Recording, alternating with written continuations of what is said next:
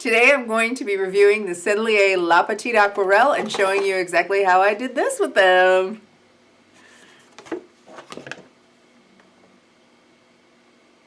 Today I'm going to be reviewing the Sennelier La Petite Aquarelle and showing you exactly how I did this with them.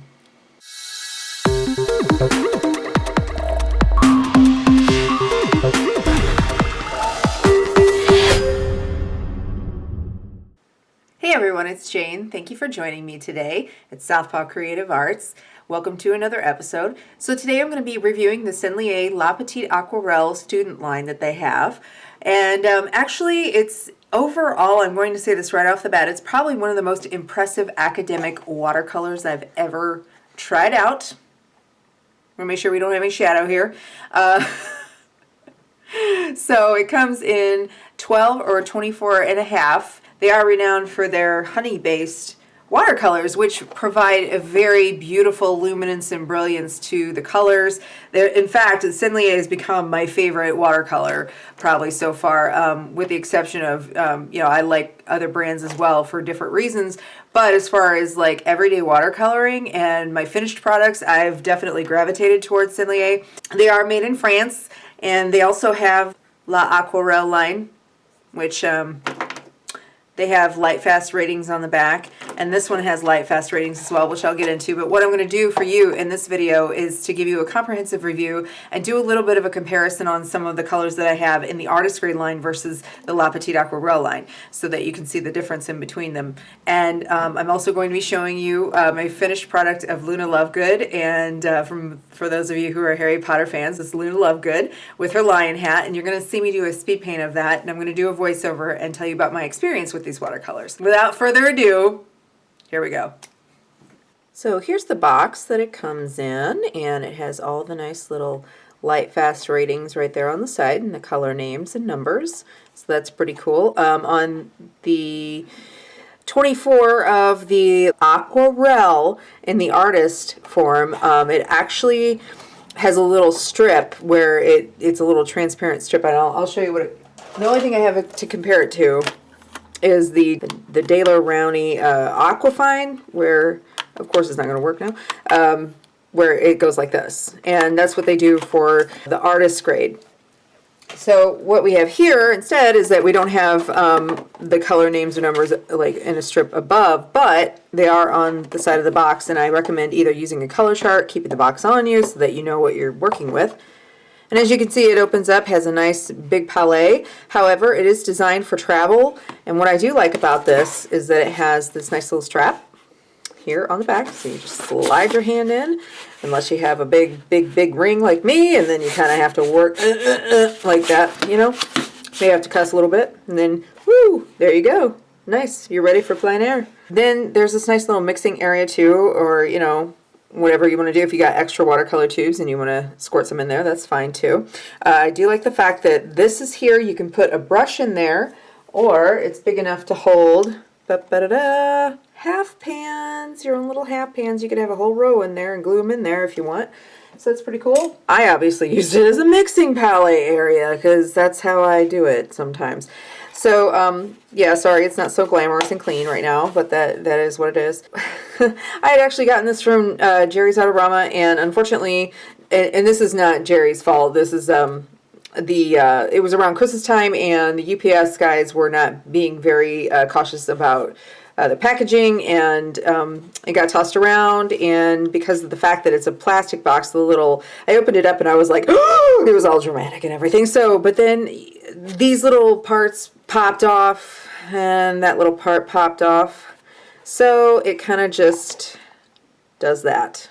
So, however, the folks at Jerry's Autorama, they contacted me. They were willing to completely replace this, but I was like, you know what? It's still functional. It's still, you know, the watercolors are still in place. It's no big deal. So they gave me a refund. So this is kind of like a little free watercolor box that I got. So that's pretty sweet. And they were very, very generous about it. So thanks, guys. So here's a quick little color chart that I made. This is on the Canson Mixed Media XL, but I also did some blending on hot press that I'll show you in just a second. What I wanted to demonstrate for you is just how easy these colors activate. And I was going to use this Cobalt Violet, but I think I'm going to use the Is this alizarin crimson? What is this? This is the permanent rose. Yeah, just a few swipes and you've got plenty of color loaded onto your brush. And then you can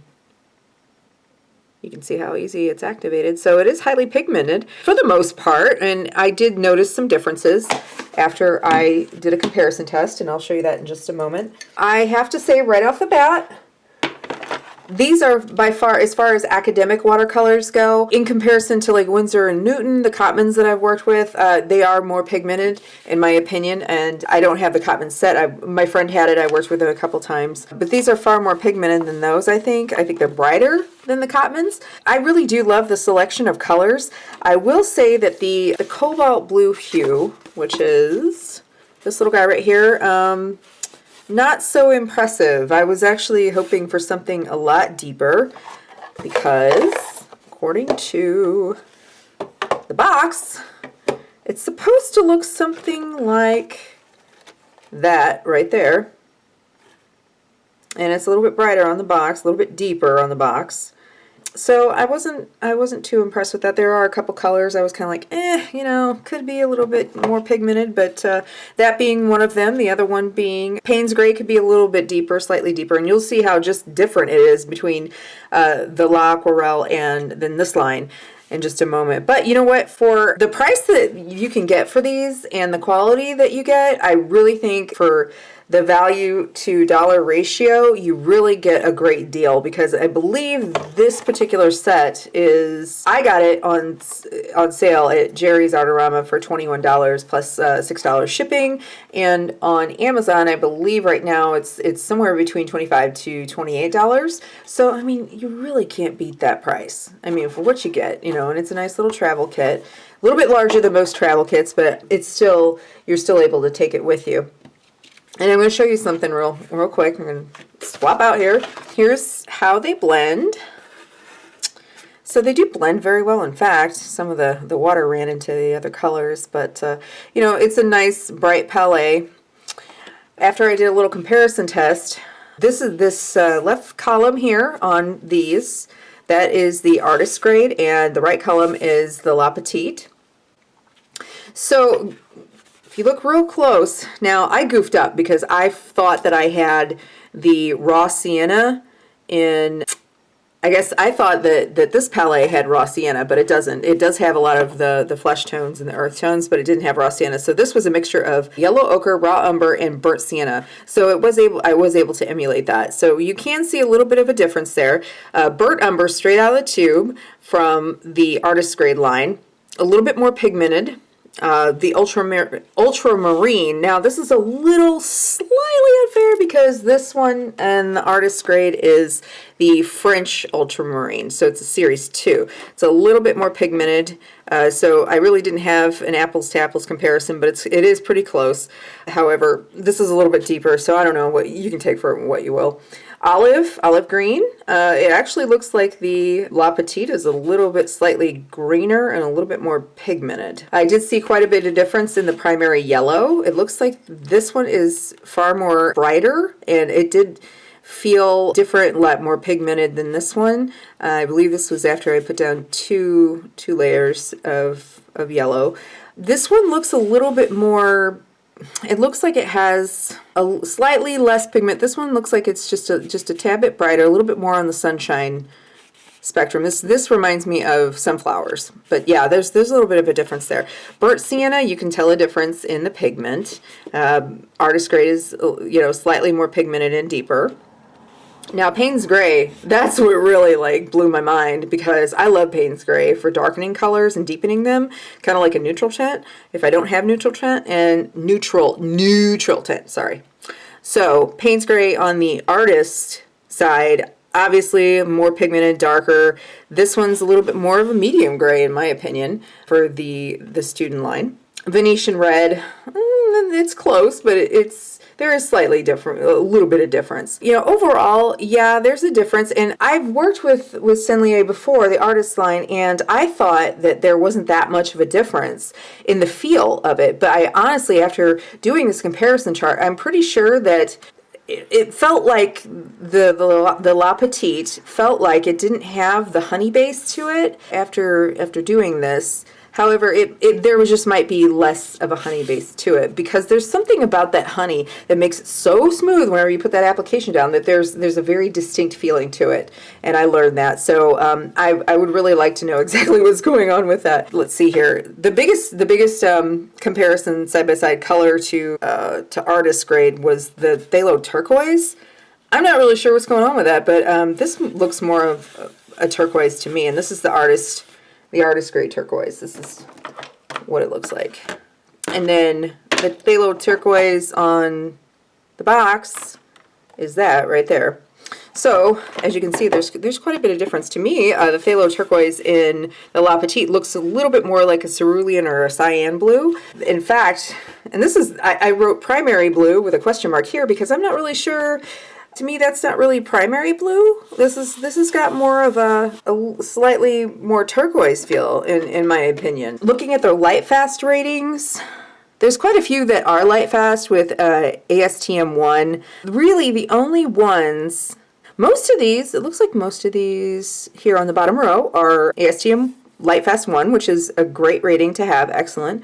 Primary blue is 2, so it's still good, not the best, not the most excellent. ASTM 2 on the phthalo turquoise. It looks like cobalt blue hue is 1, ultramarine 1, cobalt violet hue is 1, permanent rose is 1.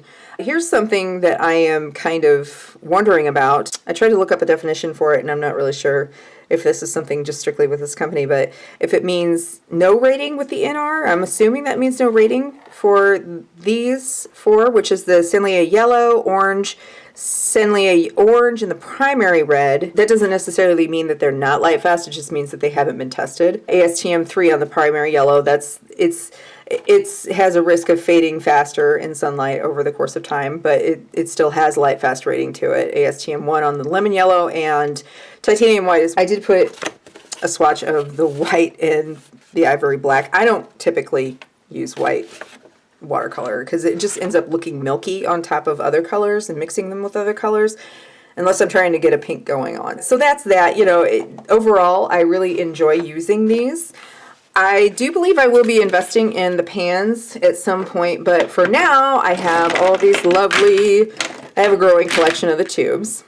And then I have my La Petite. I'm going to go ahead and show you the demo that I did of Luna Lovegood.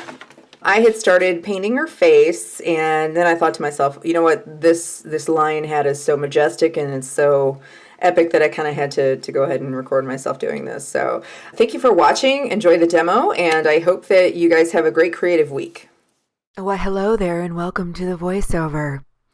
But in all seriousness, this was a fantastic set to work with. I was very pleased with the feel of the paint and how fast it activated. I used a lot of the gold ochre and the raw sienna. I made quite a dent in it, and I observed that because I thought to myself, well, maybe that's the difference between this line and their artist grade line, is that you probably end up using more pigment because it's not quite as pigmented.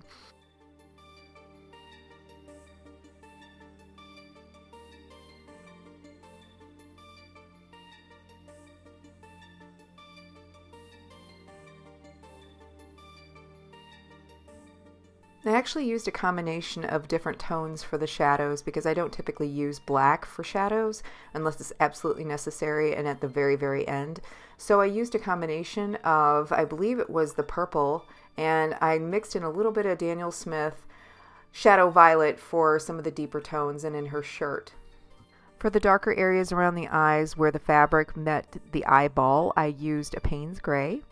I also used in the shadow areas a mixture of alizarin crimson, neutral tint by Winsor & Newton, and some of the Payne's Gray. This required a lot of patience on my part because there were so many different layers, and I had to basically work and be able to see through those layers in her hat in order to make them look transparent and yet bring some of that forward, because some were really detailed areas and others were very kind of abstract and out of focus. I also ended up using some of the lemon yellow and the primary yellow to brighten certain areas up, because even though there are a lot of earth tones in the photograph, it's a matter of being able to discern whether to be literal or not in your painting. So you don't always have to copy what you see, and these really transferred well, and it brightened up a lot of the areas that were more muted due to multiple earth tones. I also used a little bit of Winsor & Newton's texture medium to bring out the fabric in her hat. I also love the way that these layered. They just layered absolutely beautifully, and I really like the fact that the maroon and the violet shades that I created with mixing these colors really stand out amongst the yellow and gold tones. Now, I didn't quite get all of the details of her hair and the tassels and the details of the fabric in the tassels that I really wanted to, but I'm also working on a deadline, so this is for a exhibit next weekend. Looking back in hindsight, I probably should have used some masking fluid for the bright areas, the white areas. However, I tend to forget about masking fluid. I don't know what's wrong with me. I actually own masking fluid in the pen, and I believe in a marker form.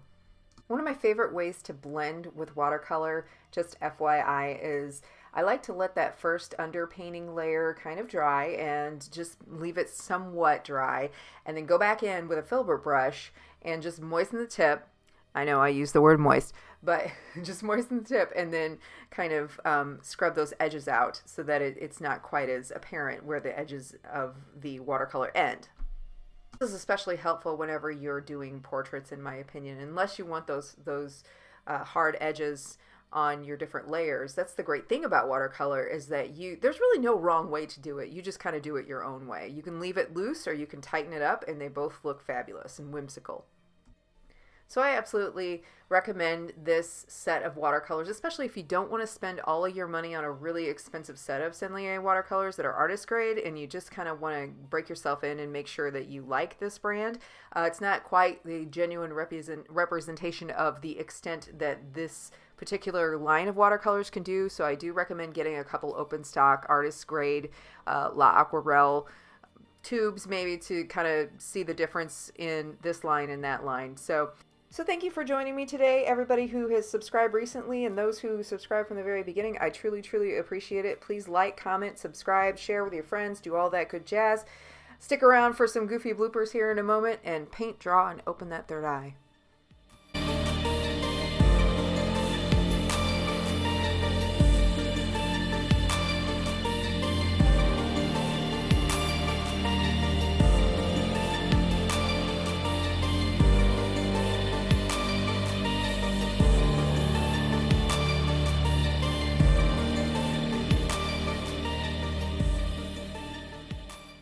So without further ado, La Aquarelle, La Petite.